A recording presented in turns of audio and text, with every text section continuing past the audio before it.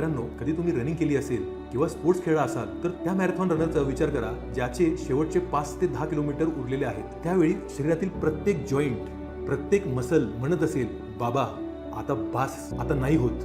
Body almost total shutdown मोड मध्ये गेलेली असते. तो हे सगळं इग्नोर करत असतो आणि धावत असतो. कुठलाही टेनिस प्लेअर तुम्ही बघा, जर त्याचे मॅचेस 3-3, 4-4 तास लांबले तेव्हा बॉडी पूर्णपणे नम झालेली असते. त्यावेळी मित्रांनो, कोण खेळत असतं?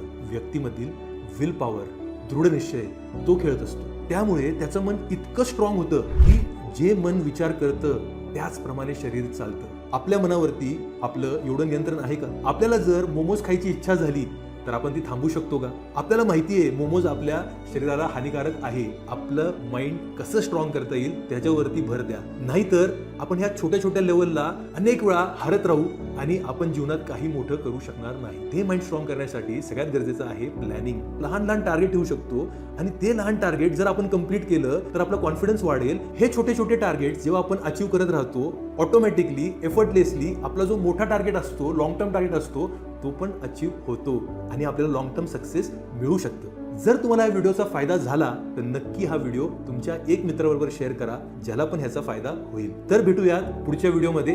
धन्यवाद.